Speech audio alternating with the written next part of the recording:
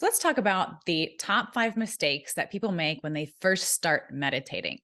And for each of these, I'm also going to share one tip to help you shift that. So let's begin with number one. Number one is thinking you're doing it wrong. So I'm just going to dispel this one right off the bat because there really is no right or wrong way to meditate. Really, the only wrong way is to not show up and meditate daily. So let's just talk about body position to begin with, because people have a lot of hangups about what should I do with my body? Do I need to be sitting? Do I need to be laying down? Should I do something specific with my hands? Do I need to be in the lotus position? So there is no right or wrong body position to be in when you are meditating. The name of the game here really is comfort. And the more comfortable that you are, the more likely that you're going to be able to, number one, be present while you're meditating and be able to really drop into that stillness. And number two, to enjoy it enough to keep coming back and practicing every day. And another common reason people think that they're doing it wrong is because they can't empty their mind. But your mind doesn't need to be empty. And again, we're going to talk about this in number two. Just remember that your mind in the beginning is uncomfortable because you're asking it to do something that you've never asked it to do before. So you've got to give yourself some grace in the beginning, get yourself comfortable in whatever position feels right for you. And as this happens, you're going to be more likely to be present and let go of the form of your body and really sink into the stillness. Okay, that brings us to number two. Number two is trying to empty your mind. And again, this is so common when people first start meditating. And I want to just share that having no thought during meditation is not the point. Trying to resist your thoughts, trying to forcefully remove them from your mind is really counterproductive. And actually, it's really futile too. It's not about removing all thought. It's about being with your thoughts. So just letting them be what they are, letting them move through your awareness. And a way that I think is really helpful to think of this is to think of yourself as the sky. And your thoughts are just the clouds that are passing through. So begin to notice the space between the clouds. Over time, the space between your thoughts becomes longer, and you start to get more and more of that blue, beautiful sky as the clouds start to move out of the way. But the goal isn't ever to have a completely blue sky. Thoughts are going to arise. But in the beginning, it can feel and seem especially cloudy in there. So just notice that. If your mind is racing with a lot of thoughts, let it race. Watch it running. Watch the clouds run by. And just be the observer. So as you're observing, notice that these thoughts are not who you are. You are not the thought. You are just the observer of the thought. So you are the presence underlying the thoughts, right? You're the awareness, the consciousness of the thought forms. You're really the sky, again, on which all of the clouds are formed. So the tip here is be the observer. Okay. Number three is giving up because it feels uncomfortable. This happens a lot when people first start meditating. They just feel like, I'm not doing this right. This doesn't feel good. So I'm just going to stop doing it. And again, remember that in the beginning, meditation can feel like a lot of effort. So this could look like you're having a hard time sitting still. You just feel like you can't get physically comfortable. Again, your mind might be racing.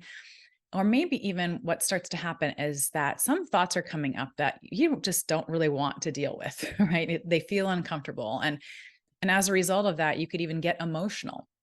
And this is all common. And I just want you to know that all sorts of things can come up that make you want to stop meditating. But I would urge you to just continue. As I shared before, you want to observe these thoughts. Know that you are not these thoughts. And so as they arise, stop trying to fix them. Stop trying to change them. just be with them. And eventually they dissolve. So instead of giving up, the tip here is to bring acceptance to whatever thoughts are arising, whatever clouds are coming across the sky. Just say, I see you, and just bring acceptance to them and any of the emotions that are arising as a result. If you have less than, 30 consecutive days or so of meditating, just recognize that you're asking your mind to do something that it's really not used to doing. And it's going to take time to shift your meditation practice from very effortful to easy. And this only happens through repetition. That's why it's so important to stick with it. So the fourth mistake is that people do not set a clear intention about why they want to meditate, when they're going to do it, and where they're going to do it. So establishing your why, creating the space in your day for when you're going to do meditation, and then also paying attention to the physical space that you're going to meditate in will make it far more likely that you're going to show up and practice regularly. So in terms of your why, you want to think about why you're doing it. Why are you going to show up and practice every day? And a good question to sort of reflect on here is, what kind of person do I want to become as a result of meditating regularly? So really ask yourself that question, journal about it, and come up with a compelling why. So after you've established why you want to meditate, then you want to get really clear on when you're going to practice on a daily basis. So think about when you might be most successful during the day meditating. When is there a quiet or less chaotic time in your household? And another good tip is to stack your new meditation practice after something that you're already doing consistently every day. So for example, every single morning, you might get up and make your coffee at the same time, right? So maybe you establish that after you pour your coffee every morning, you're going to sit down and meditate for 10 minutes in a specific location.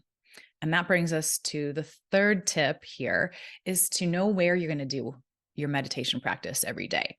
So find someplace very comfortable in your home. I recommend a chair or a love seat that you seldom use, not somewhere that you normally watch TV or play video games or sit in to do other tasks regularly. But the number one tip here is just make it comfortable. So if you're interested in more details about the when and the where and the why step, I have a video that's called 5 Steps to Consistent Meditation. And it really goes into a lot more detail about this. So check that out if you're interested. Okay, the fifth and final mistake I see people make when they first start meditating is not asking for support from those around them. Meditation requires time. It requires a quiet, sort of distraction-free space. And frankly, those are precious resources in all of our lives.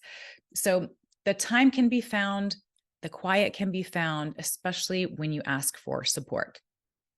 So in terms of the time, you can also think about trading one of your regular habits, maybe one that you want to release, and exchange that time for the time you're going to meditate, right? So maybe first thing you do in the morning is you open up your phone and you scroll social media. So maybe instead of spending 10 minutes doing that, you take that 10 minutes to meditate, right?